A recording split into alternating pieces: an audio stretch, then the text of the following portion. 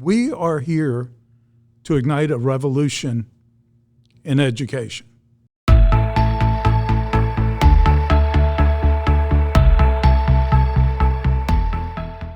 Welcome to MorningStar Journal News. My name is Matthew Detweiler, and today on the show we have Mr. Rick Joyner and Chris Reed to talk about education and what their plans are on solving the education crisis in America.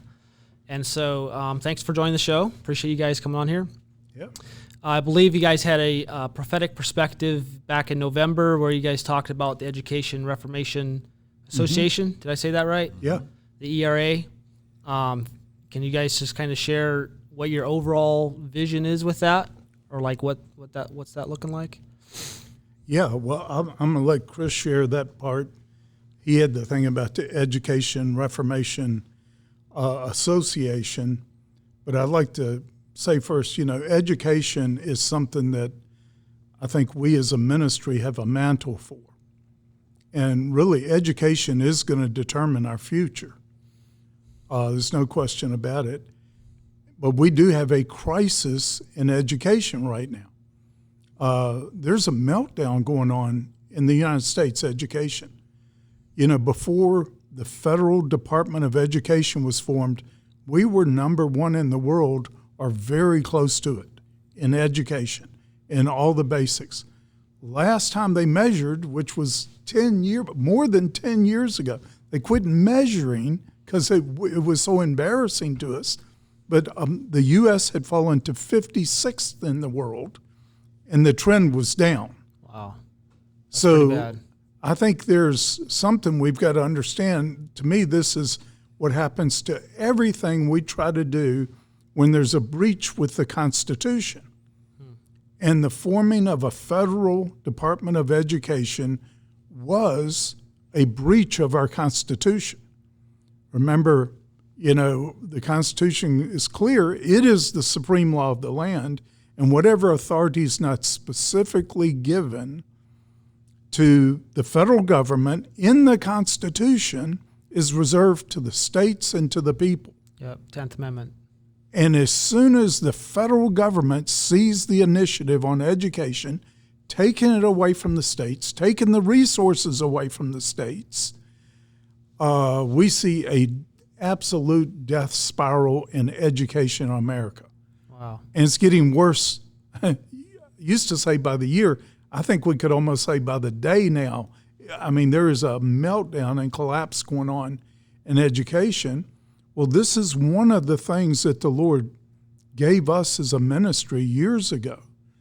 When I went out and met with Oral Roberts, and, we spent a whole day with him just a few months before he died, and, I was going to ask him to pray for me. I don't like to give me your mantle or things like that. I don't believe we should do that. But he prayed for me to have his education mantle. Oh, wow.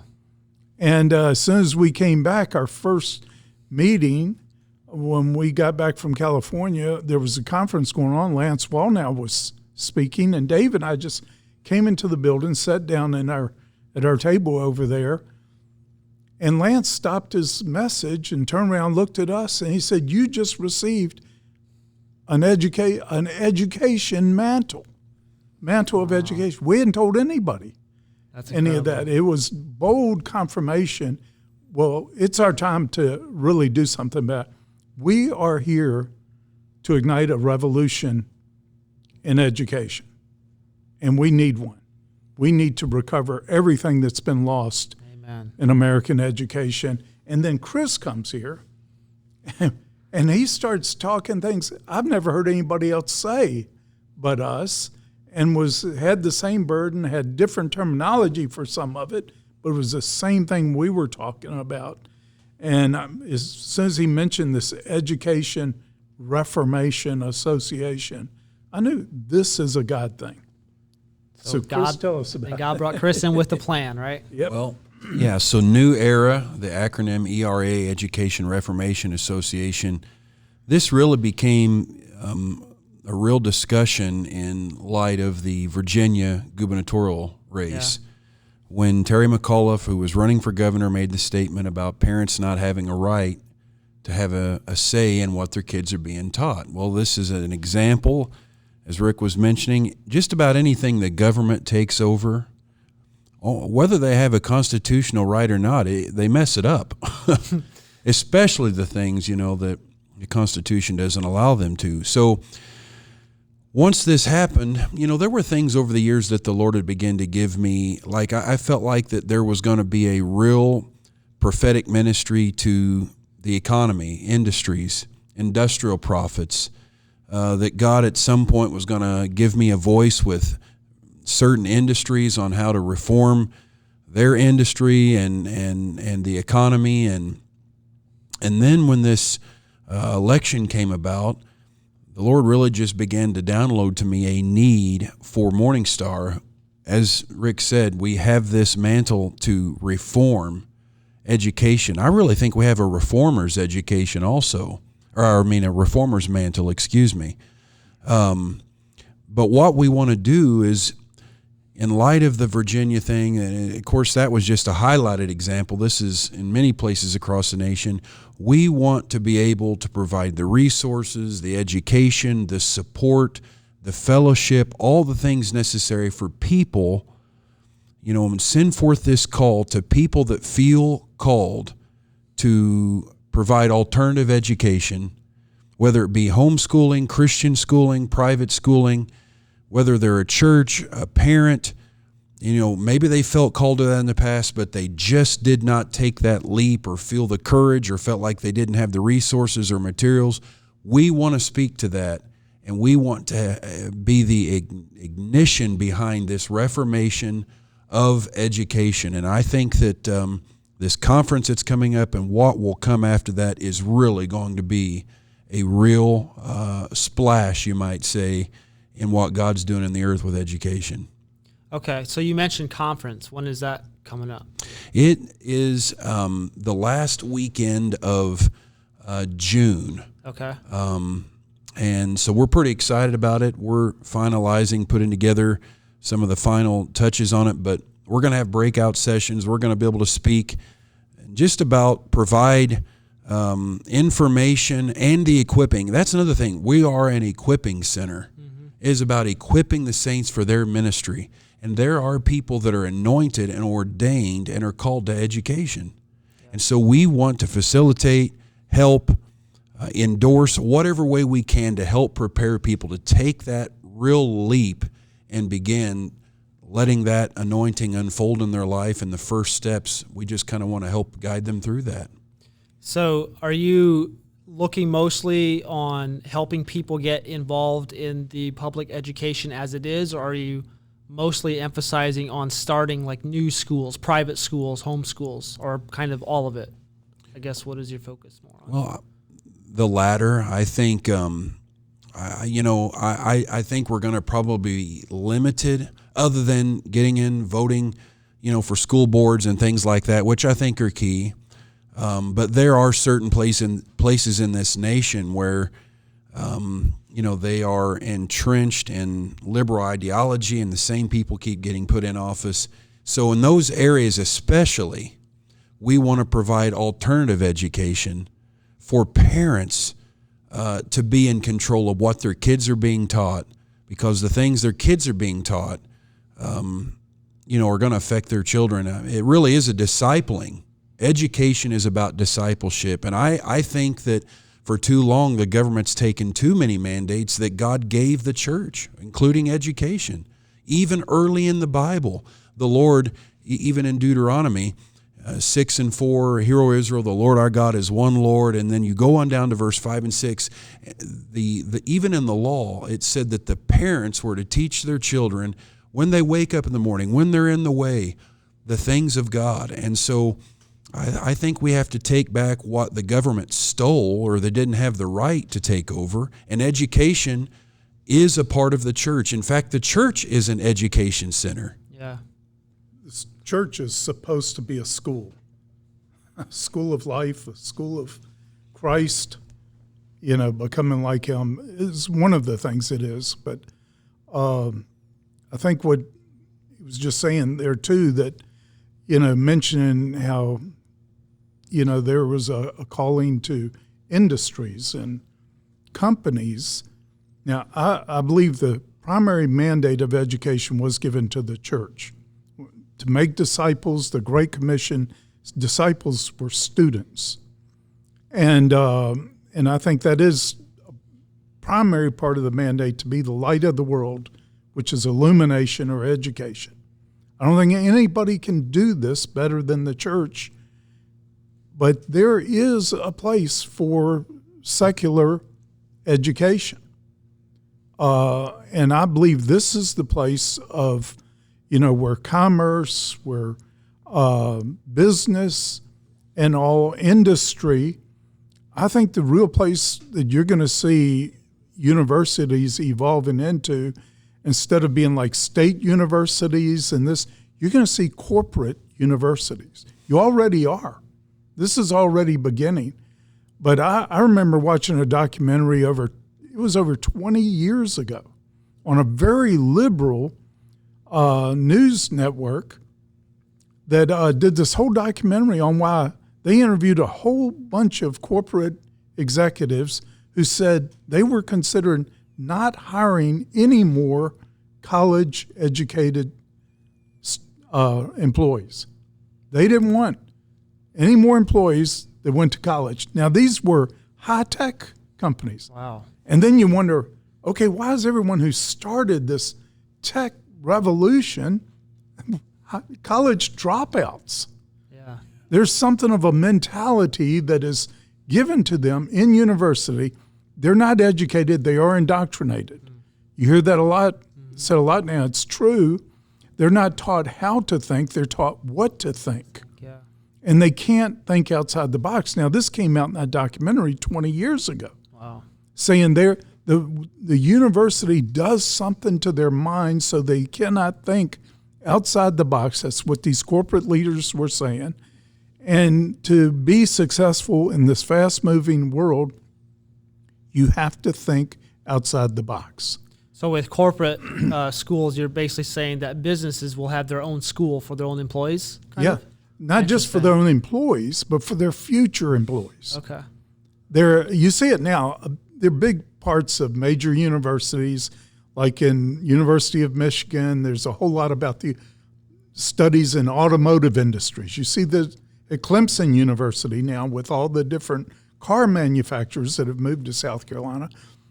And there are degree programs and all and everything that the automotive industry needs. Well, it also bogs down those students with things they don't need in life, not going to do them one bit of good, and a whole lot of it is hindering their thinking. So I think you're going to see the corporations, the big industries and all, and sometimes individual companies starting their own school to prepare those to work for them who will be prepared to think and think outside the box, think creatively. Yeah, and not to mention all the money they put into going to school for who knows what return they have with student loans and stuff. So yeah, there's a diminishing return on higher education today. Now, we think, well, that's if you're getting a Bachelor of Science or an engineering degree or something, it's different. It's not different. Our top engineering schools right now are graduating people who are 20 years plus behind in engineering.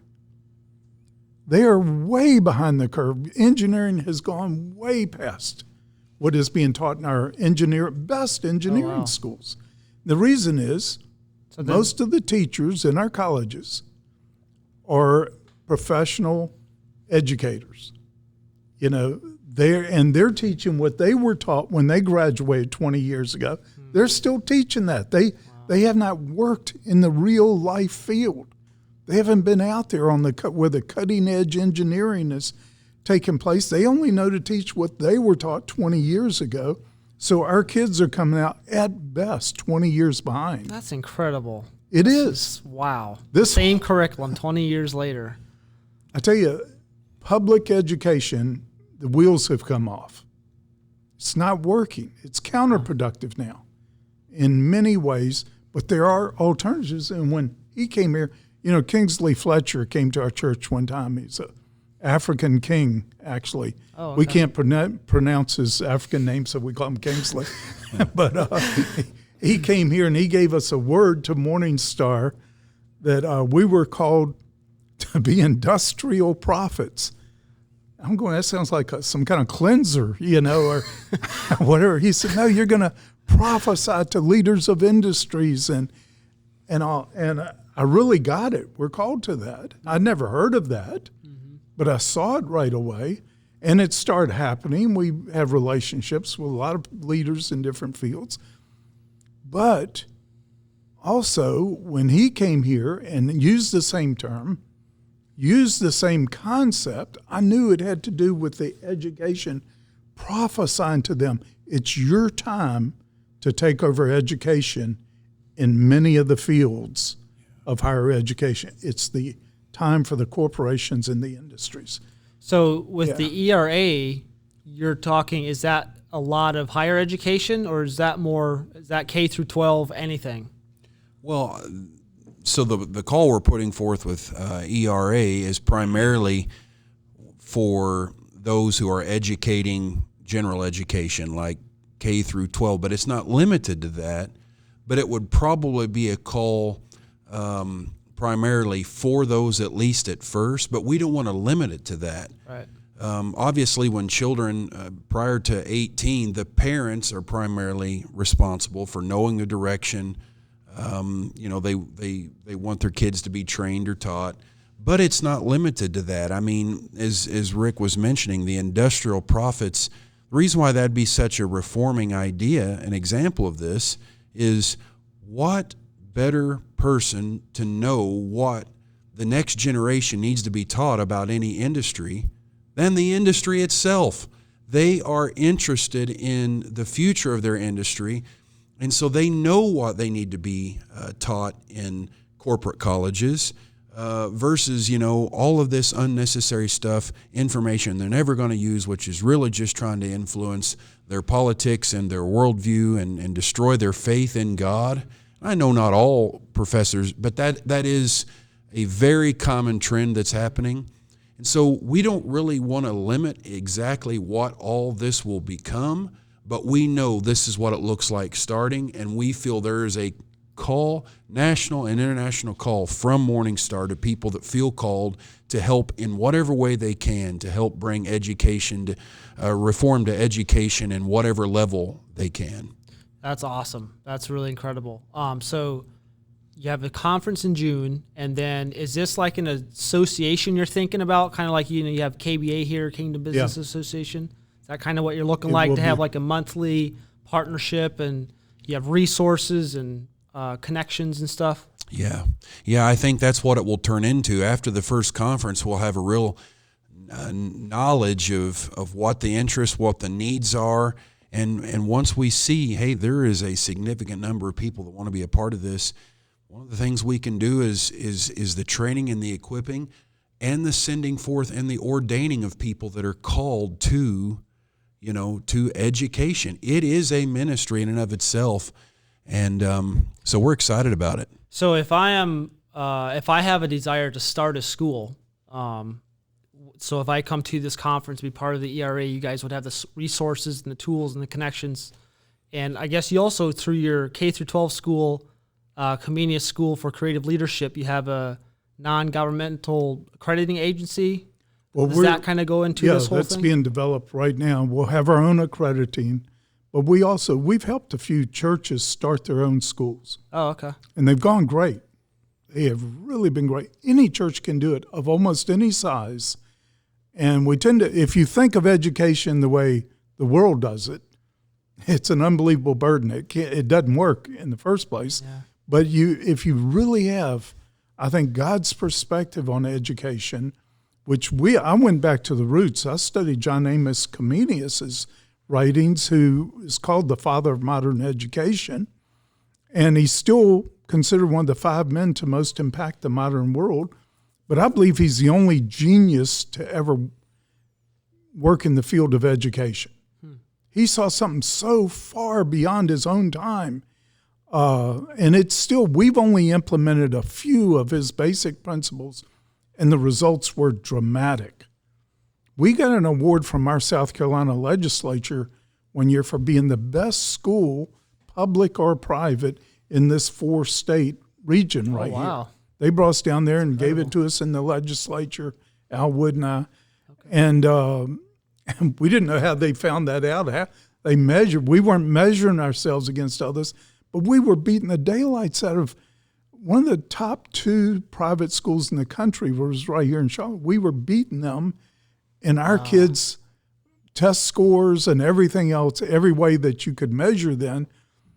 And we had cut our school week down to 4 days, and we mandated no homework. That just seems bizarre when you think about from a regular point of view of education. Yeah, everybody thought that you're not going to be able to keep up with the other public schools and all that. But I said, no, wait a minute. There are studies on education done that almost no one can absorb more than 2 hours of new information every day. So if we have them for 7 hours and have to send them home with 2 hours more of homework, somebody's not doing their job. So I said, the home is for the home. We want them to be fresh when they come in. We don't want the teachers burdened where they have to go home every night and spend hours grading homework. We want them to come in fresh. And you cannot believe the immediate freshness there was in that school, the energy, the vision, the love of learning from both the parents and the students. I think that one thing was probably one of the things that impacted our students the most. The no homework? The no homework. I bet they loved that. Oh, yeah. The teachers loved it. Yeah. The students loved it. The parents loved it. They're the ones who do most of that homework. Then they felt they were being punished by public education, and it was, it immediately started that school off on a tremendous track, and it developed a culture. Mm-hmm. But you go over there now, you feel it, you sense it, and it's creative. They're all thinking outside the box. We've had kids come out of there, had #1 hits, music and That's things amazing. Like that. And we had top producers seeing CSEO, a little K through 12 school, as a source for future music, talent and all. Do you have your own curriculum there? And I guess if people are thinking of curriculum with schools, are you guys thinking of like establishing your own curriculum with ERA, or do you just kind of recommend certain curriculums? Well, it's both. Okay. I think there's some that are so good you don't need to reinvent the wheel. Okay. But if we can improve, we give the teachers the freedom to improvise and improve upon it. A whole lot of it's interactive, but we want to develop our own curriculum in just about everything, except for those where there already is something of excellence that we can build on. But, let me say this, Finland, the country of Finland, bought into this concept that we did with CSCL. They improvised it for their whole country. I remember you said that on the Prophetic Perspective. 4-day week, no homework, and they went beyond us. I think 50% of or it could be 25%, but a large part of every day has to be spent outside by their students. That's every afternoon, half a day. Yeah, and it doesn't matter what the weather is. You're going outside. Wow. You're going to be in touch with the creation, with everything else. They skyrocketed right to #1 in the world in education in virtually every way you measure it. That's incredible. So I'm just saying, I would be a child. I sure would love to go to school with that. Get to play half the day. Yeah. Wow. I want to say this. Somebody asked the other day, they said, I heard you guys doing an education conference, and they were all excited. It was not negative, but they said, with you guys being a prophetic ministry, how is it that this fits into your purpose? And here's what I answered. I said, well, the prophetic is a lot more than knowing details about people's lives or calling out a dream they had the night before or knowing what their sickness is or calling out names. A prophetic ministry is about we are from the future, whether it be education, whether it be industry, whether it be media, like what you guys are doing here and doing a great job. We want to say this, we are proclaiming this is what this is going to look like eventually. And this is God's blueprint for media, for education. So we want to be on the cutting edge ahead of time, introducing to the world the blueprint for a reformation for all of these areas, including education, of what it would look like if God had a say in it this side of the second coming. So this is what a prophetic ministry is about. It's not just about, giving words of knowledge, words of wisdom, or prophesying future events. It's about this is what it could look like in a better world, and this is what this could look like with education reformation. Amen. I'm excited. This is really exciting. There's some hope for America. Yes. Yep. So, God knows everything. So what better way to tune into him and listen to his prophets about everything? So, Well, he called his people to be the light of the world. Yep. If our light doesn't impact this world and show the way to do things, maybe the way to go, it's not really light, is it? Yeah, that's a good point. And it was a Christian, John Amos Comenius, who had a vision for fulfilling the Great Commission. That was his vision for starting schools. He was the first one to say all children deserve an education, not just the children of the nobility. And that's why he started schools, and to me, he became the greatest genius yet to work in that field. But it was all about accomplishing God's purpose and preparing for his kingdom to come. Wow, that's amazing. And I remember reading back in the early days of our founding in America, one of the main reasons they wanted education for all children too was called the old deluder Satan law. Yeah. To keep them from, if they don't know the language or how to read, they won't be able to know the Bible, know what God's will is, and they won't be able to know if the government is intruding on their rights. And so exactly. I love that. Yeah. Well, it's what we're here for. All right. God has the answers every time, right? Yep. So how can people get signed up for the conference? So mstarevents.com, they can go there, and the ERA conference link is there. They can register online. Of course, it'll be held here at MorningStar in Fort Mill. And so, all the information will be on there. And then the people that come to the conference, it'll just be one thing will lead to the next. And if they're interested in taking a next step, then we want to provide that. That's what we want. We want to be a resource. We want to be a breadbasket to feed the people of God for the times we're living in. We want to provide answers to the questions because we really do. We want to live as if we're from the future. Amen. So, and it is that, what we're trying to do. We're trying to help homeschoolers, those who are starting their own schools, churches that are starting their own schools, just Christians or individuals who feel to band together with others in their community to start a school. They can do it and do it well. But we want to help teachers who are in public schools. We want to help people in education in every field. So if you're in any of these areas, you would get a lot out of this conference. Yeah. Well, there you've heard it. Come to the conference. Check it out if you feel called to the Education Mountain. And thank you for watching today. If you like this, please share with your friends. And until next time, God bless you.